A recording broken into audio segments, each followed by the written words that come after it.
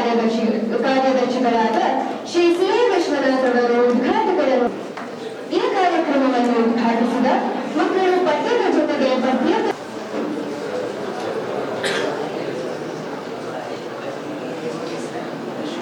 ತಪಸ್ವಾಧ್ಯಾಯ ಶುಶ್ರೂಷ ಕೃಷ್ಣ ಪೂಜಾ ರಥಂಬರಿ ವಿಶ್ವೇಶವಿಷ್ಟಂ ಬಂದೆ.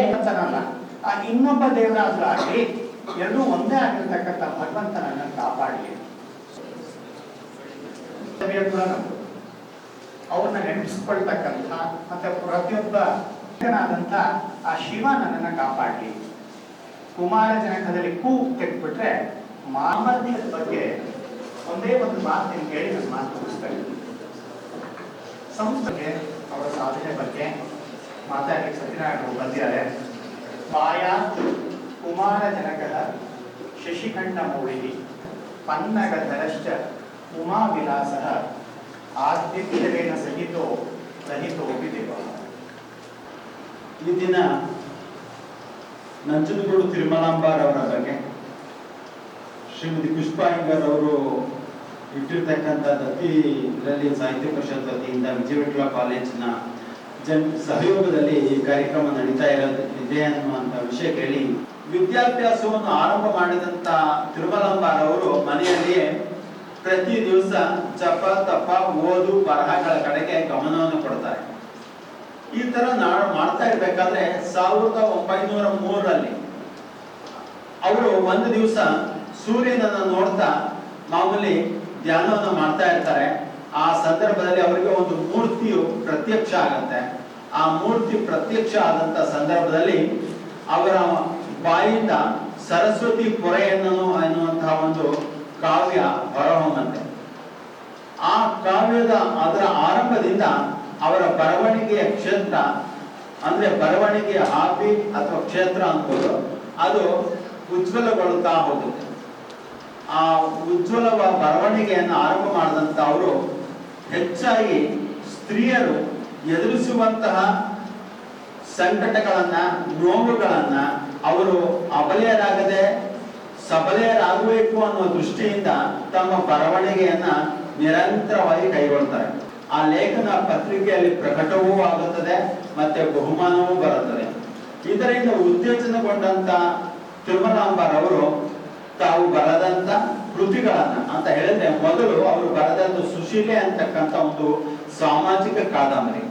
ಆ ಕಾದಂಬರಿಯನ್ನ ಬರೆಯುವ ಮೂಲಕ ಅವರು ಸಾಹಿತ್ಯ ಲೋಕಕ್ಕೆ ತಮ್ಮ ಚೊಚ್ಚಲ ಕೊಡುಗೆ ಈ ಕಾದಂಬರಿಯನ್ನ ನೀಡೋದಕ್ಕೆ ಇಷ್ಟಪಡ್ತಾರೆ. ಆದ್ರೆ ಅವರು ಬರೆದಂತ ಭಕ್ತಿಗೀತೆಗಳು ಅಥವಾ ಕಾವ್ಯಗಳು ಅಂತ ನಾವು ಇಟ್ಕೊಂಡ್ರು ಕೂಡ ಅವುಗಳಾಗ್ಲಿ ಆ ಕಾದಂಬರಿ ಆಗ್ಲಿ ಅಥವಾ ಕಥೆಗಳಾಗ್ಲಿ ಹೊರಗಡೆ ಪ್ರಕಟವಾಗೋದಿಕ್ಕೆ ಸಾಧ್ಯ ಆಗಲ್ಲ. ಆಗ ವೆಂಕಟರಂಗೋ ಶೆಟ್ಟಿ ಅಂತಕ್ಕಂಥವ್ರು ಮೈಸೂರಿನವರು, ಅವರು ಕೂಡ ಹಲವು ಸಲಹೆಗಳನ್ನ ನೀಡ್ತಾರೆ. ಆಗ ಧೈರ್ಯ ಮಾಡಿದಂತ ತಿರುಮಲಾಂಬಾರ್ ಅವರು ತಮ್ಮದೇ ಆದಂತ ಒಂದು ಪ್ರಕಾಶನವನ್ನ ಸತಿ ಹಿತೈಷಿಣಿ ಎಂಬ ಹೆಸರಿನಲ್ಲಿ ಆರಂಭ ಮಾಡ್ತಾರೆ.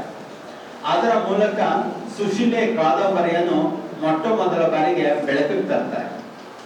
ಆ ಪ್ರಕಟಗೊಂಡಂತ ಕಾದಂಬರಿ ಸುಶೀಲೆ ಅವರಿಗೆ ಹಲವು ಹೆಸರುಗಳನ್ನ ತಂದ್ಕೊಡುತ್ತೆ. ಮೂಲಕ ಅವರಿಂದ ರಚಿತವಾದಂತ ಹಲವು ಕೃತಿಗಳು, ಪೂರ್ಣಕಲಾ ಆಗ್ಬೋದು ಅಥವಾ ರಮಾನಂದ ನಾಟಕ ಆಗ್ಬೋದು, ಅಜಾಮಿಳೋಪಾಖ್ಯಾನ ಅಂತಕ್ಕಂಥದ್ದಾಗ್ಬೋದು, ಮತ್ತೆ ಭಕ್ತಿಗೀತೆ ಭಾವಗೀತೆಗಳು ಕೂಡ ಅವರಿಂದ ಒಂದೊಂದಾಗಿ ಪ್ರಕಟವಾಗೋಕ್ಕೆ ಆರಂಭ ಆಗುತ್ತೆ. ಕನ್ನಡ ಸಾಹಿತ್ಯ ಪರಿಷತ್ತಿನಲ್ಲಿ ಸುಮಾರು 2700 ದತ್ತಿ ಕಾರ್ಯಕ್ರಮಗಳು ಇದ್ದವು. ಈ ದಿವಸ 5-6 ದತ್ತಿ ಕಾರ್ಯಕ್ರಮಗಳು ಕರ್ನಾಟಕದಾದ್ಯಂತ ಆಯೋಜನೆಗೊಳ್ತಾರೆ. ನಿಮ್ಮಂತ ಹುಡುಗರು ಕೇಳ್ತಾ ಇದ್ದಾರೆ, ಈ ದತ್ತಿ ಏನು ಪ್ರಯೋಜನ ಅಂದ್ರೆ ಒಂದು ರೀತಿ ಜ್ಞಾನದ ಬಗ್ಗೆ ಇದ್ದಾಗ. ಈಗ ನೋಡಿ, ಉದ್ಘಾಟನೆಯನ್ನ ಬಹಳ ಪ್ರೀತಿಯಿಂದ ಮಾಡಿದಂತ ಸಿ.ಎ. ವಿಶ್ವನಾಥ್ ಅವರು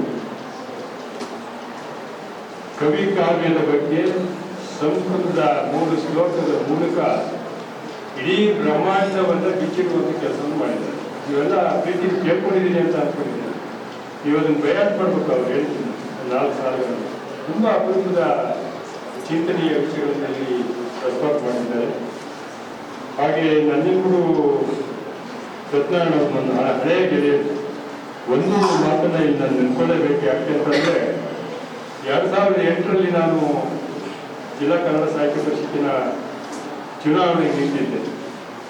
ಅದೊಂದೆರಡು ಮಾತು, ನೀವು ವಿದ್ಯಾರ್ಥಿಗಳಾಗಿದ್ದರಿಂದ ಯಾವುದು ಕಷ್ಟ ಅಲ್ಲ, ಯಾವುದು ದೊಡ್ಡದಲ್ಲ, ಯಾವುದು ಕೀಳುವಲ್ಲ ಅನ್ನೋದಕ್ಕೆ ನಾನೇ ಉದಾಹರಣೆ.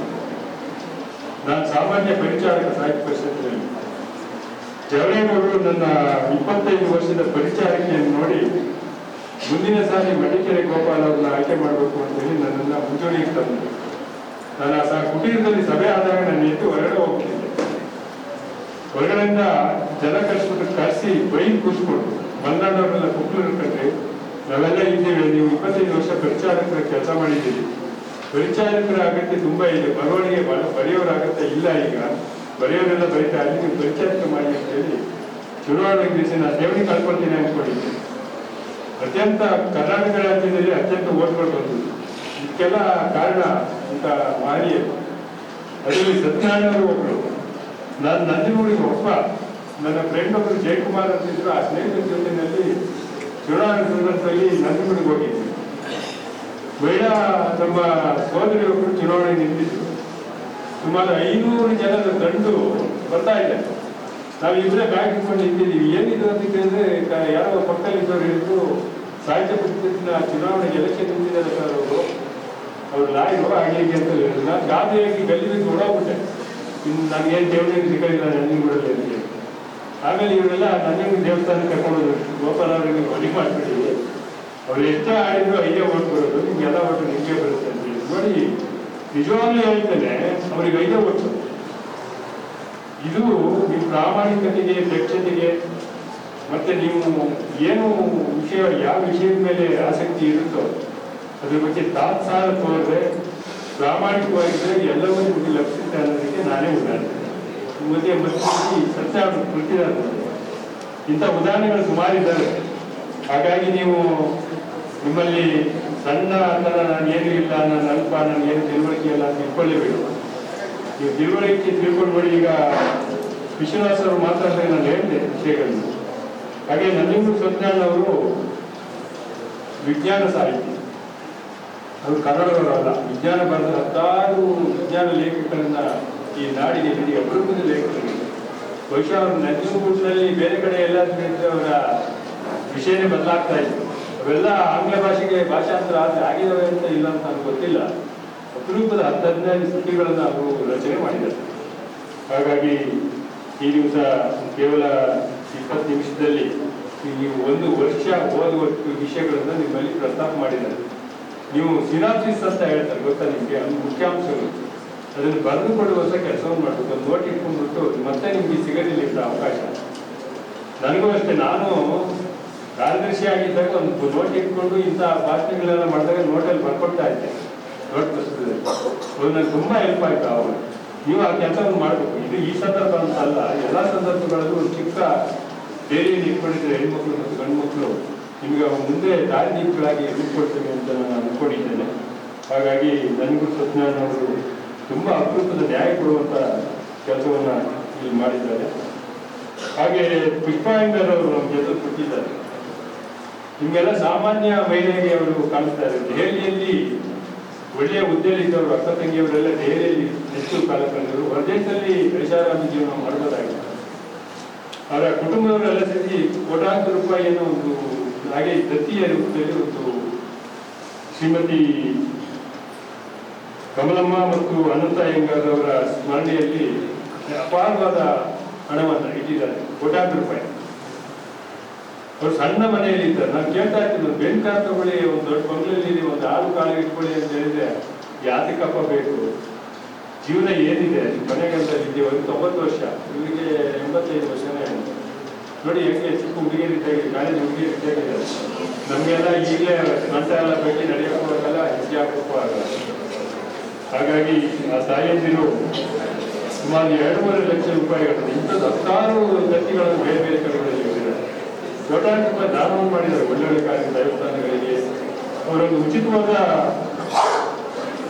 ಇದು ಶಿಕ್ಷಣ ಸಂಸ್ಥೆ, ಊಟ ಹಾಕಿ ಅವರಿಗೆ ಅನ್ನದಾಸೋಹ ನೀಡೋದ್ರ ಮೂಲಕ ಜ್ಞಾನದಾಸೋಹವನ್ನು ನೀಡುವಂಥ ಕೆಲಸವನ್ನು ನಾವು ಮಾಡ್ತೇವೆ. ಎಂದು ಹೇಳ್ಕೊಳ್ಳೋದೇ ಇಲ್ಲ. ಅವ್ರ ಮನೆಗೆ ಹೋಗಿ ಏನಪ್ಪ ಇವ್ರು ಯಾರು ಇವರು ಏನು ಗತಿಯಿಲ್ವ ಅನ್ಕೊಂಬಂದೆ ಅಂತ ಶ್ರೀಮಂತ ಹೃದಯ ಇರ್ತಕ್ಕಂಥವ್ರು ಇಬ್ಬರು ಇರ್ತಕ್ಕಂತೆ ಗೊತ್ತಿದ್ದಾರೆ. ಅವರಿಗೆ ನಾನು ವಿಶೇಷವಾಗಿ ಧನ್ಯವಾದಗಳು ಹೇಳ್ತೇನೆ.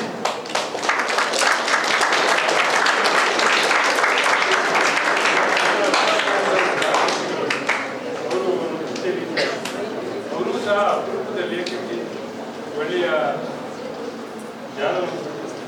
ದತ್ತಿ ಬಗ್ಗೆ ಹೇಳಿದೆ, ಒಂದೊಂದು ದತ್ತಿಯು 10 ಲಕ್ಷದಿಂದ 25,000 ರೂಪಾಯಿವರೆಗೂ ದತ್ತಿಗಳು ನೀಡಿದ್ದಾರೆ. ಕೋಟ್ಯಾಂತರ ರೂಪಾಯಿ ದತ್ತಿ ನಮ್ಮ ಸಾಹಿತ್ಯ ಪರಿಷತ್ತಲ್ಲಿ ಹೇಳಿದ್ನಲ್ಲ. ಈಗ 6 ದತ್ತಿಗಳು ಈ ದಿನ ಎಲ್ಲರೂ ನಡೀತಾರೆ, ಬೇರೆ ಬೇರೆ ವಿಷಯಗಳು. ಹಾಗಾಗಿ ನೀವು ಅದನ್ನ ಸದುಪಯೋಗ ಮಾಡ್ಕೊಳ್ತೀರಿ ಅಂತೇಳಿ ನಾನು ಹೇಳ್ತೇನೆ. ಬಹುಶಃ ಜೀವನದಲ್ಲಿ ನಮ್ಮ ಏನು ನಂಜನಗೂಡು ತಿರುಮಲಾಂಬ ಅವರ ಬಗ್ಗೆ ಮಾತನಾಡ್ತಾ ಹೇಳಿದ್ರು, ತಿರುವುಗಳು ಜೀವನದಲ್ಲಿ ಹೇಗೆ ಪಡಿಸ್ಕೊಳ್ತಾವೆ. MK ಇಂದಿರಾ ಅವರ ಹೆಸರು ಕೇಳಿದ್ದೀರಾ? ಯಾರಾದ್ರೂ ಕೈಯಲ್ಲಿ ಯಾರಾದ್ರೂ ಒಂದು ಓದಿದ್ದೀರಾ? ಅವರು ಈ ವಿಶ್ವದ ಶ್ರೇಷ್ಠ ಕಾದಂಬರಿಕಾರಗಳಲ್ಲಿ ಒಬ್ಬರು. ಅವರು ಓದಿದ್ದು 8ನೇ ಕ್ಲಾಸ್. ಅವರಿಗೆ ಇದೇ ರೀತಿ 11ನೇ ವರ್ಷಕ್ಕೆ ಮದುವೆ ಮಾಡಿಬಿಡ್ತಾರೆ. ಒಬ್ರು ಬಸ್ ಇಟ್ಕೊಂಡಿರ್ತಾರೆ ಸಾವುಕಾರ. ಆ ಸಾವುಕಾರ ಮಗ ಬಸ್ ಇಟ್ಕೊಂಡು ಅವರು ಎನ್ನಾರ್ಪುರದವರು ಶಿವಮೊಗ್ಗದವ್ರಿಗೆ ಮನೆ ಮಾಡ್ಕೊಂಡು ಆ ಒಬ್ಬರೇ ಹೆಣ್ಮಗಳನ್ನ ಬಿಟ್ಬಿಟ್ಟು ಬಸ್ ಓಡಿಸ್ಕೊಂಡು ಹೋಗ್ತಾ ಇರ್ತಾರೆ. ಅವರಿಗೆ ಒಂದು ರೀತಿ ಮನೋವಿಕಾರ ಶುರುವಾಗ್ಬಿಡುತ್ತೆ. ಏನಪ್ಪ ನನ್ನ ಹಣೆ ಬರ ಇದು ತಂದಿದ್ದು ಜೈಲಿಗೆ ಹಾಕ್ಬಿಟ್ಟಿರಲ್ಲ ಅಂತ. ಸಾಯಂಕಾಲ ಬಂದಾಗ ಒಂಥರ ಖಿನ್ನತೆಗೆ ಒಳಗಾಗ್ಬಿಟ್ಟಿರ್ತಾರೆ ಅವರು. ಏನಾಗಿದೆ ನಿಮ್ಗೆ, ಚೆನ್ನಾಗಿ ಗುಣ ಮಾಡ್ತಾ ಇದೆಯಾ, ಟೀ ಕಾಫಿ ಎಲ್ಲ ಕುಡಿತಾ ಇದೆಯಾ, ಏನಾಗ್ಬೇಕು ಅಂತ ಕೇಳಿದಾಗ ನಾನು ಏನ್ ಮಾಡಿ, ನನ್ಗೆ ಆಹಾರನೂ ಸೇರ್ತಾ ಇಲ್ಲ, ತುಂಬಿದ ಮನೆಯಲ್ಲಿ ತುಂಬಿ ದುಡುತ್ತೆ ಮನೆಯಲ್ಲಿ ನಾನು ಬದುಕ್ತವಳು. ಅವ್ರನ್ನ ಕೆಲಸ ಮಾಡ್ತಾರೆ ನೋಡಿ, ಅವ್ರು ಪ್ರತಿರಾಯ ಎಷ್ಟು ಬುದ್ಧಿವಂತ. ನೀನು ಓದೋ ಕೆಲಸ ಮಾಡುವಾಗಾದ್ರೆ ಅಂತ ಹೇಳಿ ವಿಶ್ವದ ಶ್ರೇಷ್ಠ ಸಾಹಿತ್ಯ ಕಾದಂಬರಿಗಳನ್ನ, ಮಹಾಕಾವ್ಯಗಳನ್ನ ರಾಶಿ ರಾಶಿ ಆಗ್ತಾರೆ. ಎಷ್ಟು ಓದಿದ್ದೀಯ ಅಂತ ಕೇಳ್ತಾರೆ. ಇವತ್ತು 5 ಓದಿದೆ, ಇನ್ನೊಂದು ದಿವಸ 2 ಓದಿದ್ದೀನಿ, 3 ಓದಿದ್ದೀನಿ ಅಂತ. ಇಡೀ ಮನೆ ತುಂಬಾ ಬುಕ್ಗಳ ರಾಶಿ ತುಂಬ್ಕೊಂಡು ಬಿಡುತ್ತೆ.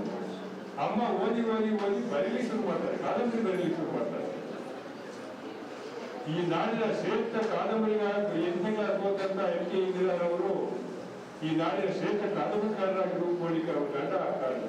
ಹಾಗೆ ಅನೇಕ ವಿಷಯಗಳಲ್ಲಿ ನಂಜನಗೂಡು ತಿರುಮಲಾಂಬ ಅವರು ಈ ನಾಡನ್ನ ಶ್ರೀಮಂತಗೊಳಿಸಿದಂದು. ನಾನು ಇನ್ನು ಹೆಚ್ಚು ಮಾತಾಡಲಿಕ್ಕೆ ಹೋಗೋದಿಲ್ಲ. ಸುಮಾರು ವಿಷಯಗಳನ್ನು ಪ್ರಸ್ತಾಪ ಮಾಡಿದೆ. 11 ಗಂಟೆ ಆಗಿದೆ. ನಾನು ನಿಮಗೆಲ್ಲ ತೊಂದರೆ ಕೊಡದೆ ಇನ್ನೊಂದು ಸಾರಿ ಹೆಚ್ಚು ಸಮಯ ತೆಗೆದುಕೊಂಡು ಮುಂಚೆನೇ ನಾವು ಗೊತ್ತು ಮಾಡಿಕೊಂಡು ಬೇರೆ ಜೊತೆಗಳನ್ನ ಇಲ್ಲಿ ಮಾಡೋಣ. ಯಾಕೆ ಹೇಳ್ತಾ ಇದ್ದೀನಿ ಅಂದ್ರೆ, ಬೇರೆ ಬೇರೆ ಕಾಲೇಜುಗಳಲ್ಲಿ ಮಾಡ್ತೇವೆ, ಅವ್ರು ಮಾತಾಡಲಿಕ್ಕೆ ಬಿಡ್ತಾ ಇಲ್ಲ ಕೆಲವು ಕಾಲೇಜುಗಳಲ್ಲಿ. ನೀವು ಆಗಿಲ್ಲ, ಸುಸಂಸ್ಕೃತ ಸಂಪನ್ನರು ಮತ್ತು ನೀವೆಲ್ಲ ಮುಂದಿನ ಭವಿಷ್ಯ ಈ ನಾಡಿಗೆ, ಈ ದೇಶಕ್ಕೆ, ವಿಶ್ವಕ್ಕೆ ಕೀರ್ತಿ ತರುವಂತ ಮುಖಗಳನ್ನೆಲ್ಲ ಇಲ್ಲಿ ನೋಡ್ತಾ ಇದ್ದೇನೆ. ಹೆಚ್ಚಿನ ಜೊತೆಗಳಿಂದ ಇದೇ ಮಾಡ್ತೇವೆ ಅಂತ ಹೇಳ್ತಾ ಈ ಅವಕಾಶಕ್ಕಾಗಿ ವೇದಿಕೆ ಮೇಲೆ ತಮ್ಮೆಲ್ಲರಿಗೂ ವಂದಿಸಿ ನನ್ನ ಮಾತು